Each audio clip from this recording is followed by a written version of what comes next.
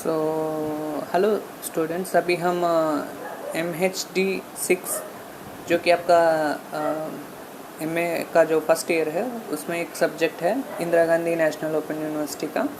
तो अन्य यूनिवर्सिटीज़ के जो भी विद्यार्थी हैं जो हिंदी साहित्य का इतिहास एक सब्जेक्ट के रूप में पढ़ रहे हैं तो उनके लिए भी यह लेक्चर उपयोगी होगा। ठीक है, तो पहले तो आप डिस्क्रिप्शन चेक कर लीजिए, क्योंकि इस लेक्चर से संबंधित जो भी जानकारी होगी वह आपको डिस्क्रिप्शन में दे दी जाएगी। ठीक है, तो ये आपका ब्लॉक 1 है। ठीक है, ये आपका ब्लॉक 1 है। तो यहाँ से आपके चैप्टर्स प्रारंभ होते हैं। मुझे लगता है कि आप में से बहुत से लोगों ने आपका जो सब्जेक्ट है उसका अध्ययन बहुत अच्छे से उसका अध्ययन कर लिया होगा। तो जो भी हो, मुझे लगा कि जो भी ब्लॉक 1 है वहाँ के जो चैप्टर 1 है तो वहीं से मुझे प्रारंभ करना चाहिए, क्योंकि पहले मैंने सोचा था कि जो भी इम्पोर्टेंट टॉपिक्स होंगे उसी के बारे में बात करूँगा या लेक्चर देने का प्रयास करूँगा, लेकिन मुझे लगा कि कहीं ना कहीं अब चैप्टर 1 से प्रारंभ करने से क्या होगा कि जो भी अगले चैप्टर्स हैं उसमें हम ऑर्डर वाइज जा सकते हैं। और ये जो लेक्चर्स होंगे ये अभी के विद्यार्थी के लिए ही नहीं, जो भी आने वाले विद्यार्थी होंगे, मतलब जो भी बाद में जो एडमिशन्स लेंगे उनके लिए भी उपयोगी होगा। ठीक है, तो यहाँ पर हमको चैप्टर 1 में काल विभाजन देखने को मिलेगा और काल विभाजन का नामकरण कैसे किया गया इसके बारे में जानेंगे। और आदिकाल का जो पृष्ठभूमि है वो सेकंड चैप्टर में दिया गया है। सिद्धनाथ जैन साहित्य के बारे में थर्ड चैप्टर में देखने को मिलेगा। और रासो साहित्य एवं लौकिक साहित्य के बारे में हम चैप्टर 4 में देखेंगे। तो मैंने एक ऑनलाइन कोर्स बनाया है हिंदी साहित्य के इतिहास पर। तो वह बहुत छोटा कोर्स है, क्योंकि उसमें मैंने बहुत कम समय में बहुत संक्षिप्त में हिंदी साहित्य का इतिहास बताने का प्रयास किया है। तो वह भी मैं डिस्क्रिप्शन में उसका लिंक दूंगा, तो उसको भी एक बार चेक कर लीजिएगा। ठीक है, तो लेक्चर्स जो होते हैं ना वो अलग होते हैं एक पर्टिकुलर कोर्स से। ठीक है, कोई भी एक कोर्स जब हम बनाते हैं ऑनलाइन में, जैसे मैं यूडेमी की सहायता से कोर्स बनाता हूँ, तो वहाँ पर क्या होता है कि बहुत कम समय में जो भी इम्पोर्टेंट बातें होती हैं वो बताई जाती हैं, और जो लेक्चर होता है इसमें डिटेल में जाते हैं। ठीक है, वैसे तो स्टडीज़ के लिए लेक्चर ही अच्छा होता है, और हाँ ऑनलाइन कोर्स भी अच्छे ही होते हैं, मतलब आवश्यकता के अनुसार हम कह सकते हैं। ठीक है, कि लेक्चर यदि आपको बहुत समय है तो लेक्चर पढ़ लीजिए, नहीं तो कम समय है तो ऑनलाइन कोर्स कर लीजिए। ठीक है, हाँ, तो दोनों में कुछ विभिन्नताएं होती हैं। तो यहाँ पर काल विभाजन और नामकरण, तो इसमें हमारे साइड हेडिंग्स हैं। काल विभाजन की समस्याएं, काल विभाजन का आधार, नामकरण का आधार, हिंदी साहित्य में प्रचलित काल विभाग और नामकरण, आदिकाल का जो सीमा है उसके बारे में बताया गया है, और उसका नामकरण कैसे हुआ यह भी हमको जानने को मिलेगा।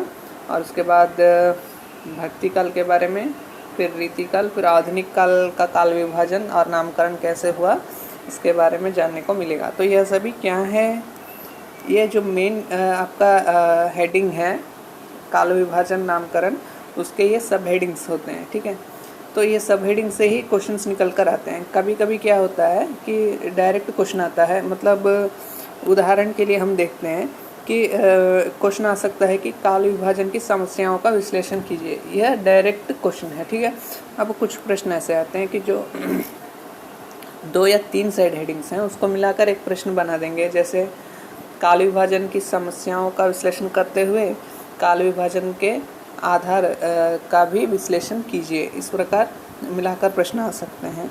तो इस प्रकार हमको डायरेक्ट प्रश्न भी आते हैं, और जो मिलाकर पूछे जाते हैं, जो सब हेडिंग्स हैं उसको मिलाकर कुछ प्रश्न पूछे जाते हैं। तो इस प्रकार के प्रश्न भी हमको मिल सकते हैं। तो यहाँ पर पृष्ठभूमि दिया गया है कि कैसे यह सब विकास हुआ। तो हमको क्या करना है कि जब भी हम कोई साइड हेडिंग पढ़ते हैं, उदाहरण के लिए ये काल विभाजन की समस्याएं लेते हैं, तो इसमें हमको क्या करना है कि जो भी इम्पोर्टेंट पॉइंट्स हैं उसको हमको रेखांकित करके चलना है। ठीक है, इसे काल विभाजन की आवश्यकता पर विचार करने के बाद काल विभाग के आधारों का विवेचन आवश्यक है।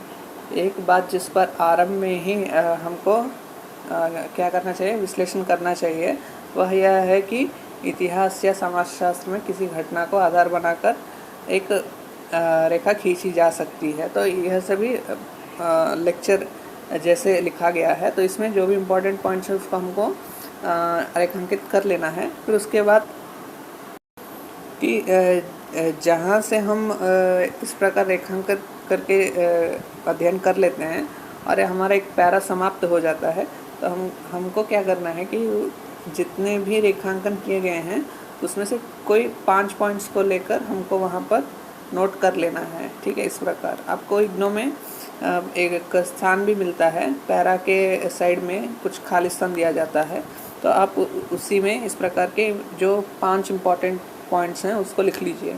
अब क्या करना है कि जो भी आपको एग्ज़ाम में यदि प्रश्न आता है कि काल विभाजन की समस्याओं का विश्लेषण कीजिए, तो आपने जो भी ये इम्पोर्टेंट 5 पॉइंट्स लिखे होंगे उस सब हेडिंग से संबंधित, उसके आधार पर आपको आंसर लिखना होगा। ठीक है, तो इस प्रकार करने से क्या है कि हम आंसर को नहीं भूलते। ठीक है, काल विभाजन के आधार, तो साहित्य इतिहास में प्रवृत्तियों के, तो यहाँ पर हम कह सकते हैं कि इस चैप्टर में थोड़ा विस्तृत रूप से दिया गया है।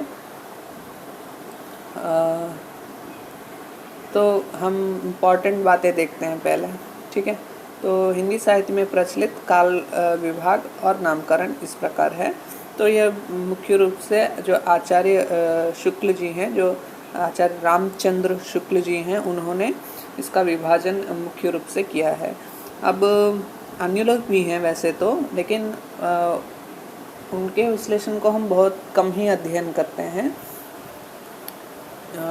विशेष रूप से यूनिवर्सिटीज़ में जब भी हिंदी साहित्य के इतिहास का अध्ययन होता है, तो सबसे प्रमुख रूप से रामचंद्र शुक्ल जी का जो काल विभाजन है उसी को हम आधार बनाकर अपना अध्ययन करते हैं, क्योंकि जो भी रामचंद्र शुक्ल जी का विश्लेषण है वह बहुत ही वैज्ञानिक माना जाता है, बहुत ही संतुलित माना जाता है। ठीक है, मतलब जो रामचंद्र शुक्ल जी हैं वह किसी भी पक्ष की ओर नहीं चले। ठीक है, तो यह इनकी एक विशेषता है।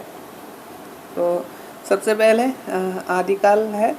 आदिकाल को हम संवत 1050 से 1375 संवत तक इसका अध्ययन करते हैं। इसको हम वीरगाथा काल के नाम से भी जानते हैं। ठीक है, इसको हम वीरगाथा काल भी कहते हैं, क्योंकि इसका कारण यह है कि इस समय में वीर गाथात्मक रचनाएं जो हैं वह अधिक हुई हैं। और आदिकाल कहने का कारण यह है कि जो हिंदी साहित्य है वह इस समय से प्रारंभ हुआ है। आदि का मतलब पहला। ठीक है, तो पहला काल जहाँ से हिंदी साहित्य का एक निश्चित विकास प्रारंभ हुआ है, इस प्रकार हम कह सकते हैं। ठीक है, और पूर्व मध्यकाल, इसको हम भक्ति काल भी कहते हैं। ठीक है, तो भक्ति काल भी कहते हैं पूर्व मध्यकाल को।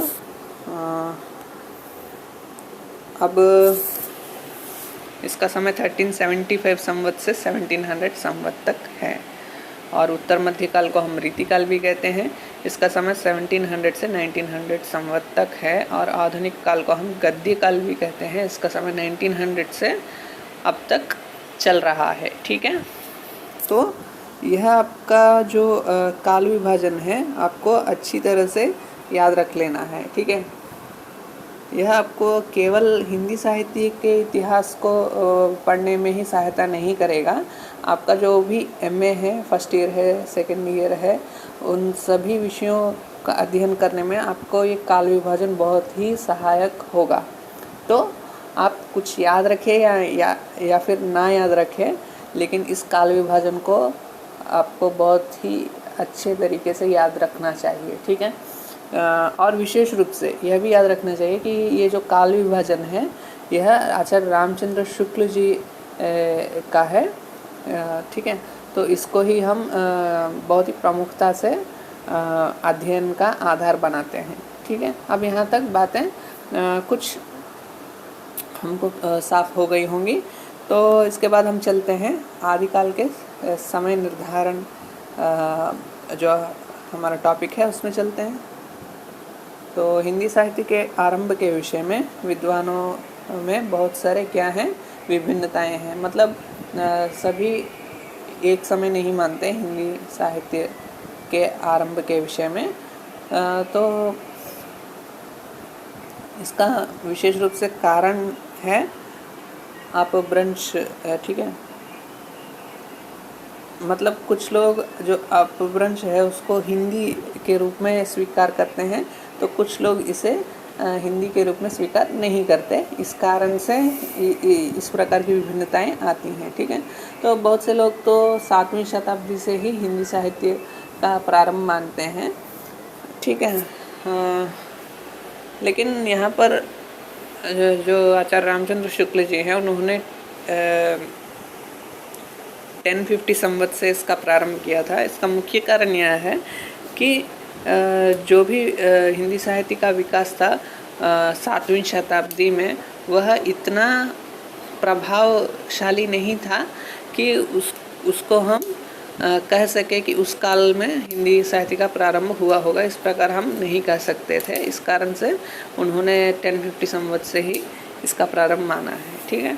तो बहुत से लोगों के अनुसार इसमें बहुत सारी विभिन्नताएं आपको देखने को मिलेंगी, ठीक है। और इस प्रकार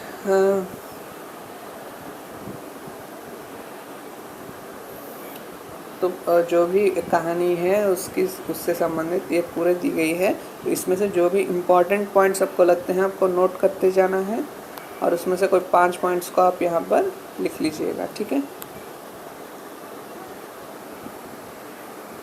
तो आपको यहाँ पर ऐसे लिखना होगा, जो भी आदिकाल का समय निर्धारण ये जो टॉपिक है उसी को यहाँ पर लिख लीजिए नाम को, ठीक है। फिर उसके बाद कोई 5 पॉइंट्स जो हैं उसको लिखकर आपको आंसर निकालना होगा, ठीक है। हो गया। तो इस प्रकार हम संक्षिप्त में अध्ययन करते चलते हैं। तो आदिकाल का नामकरण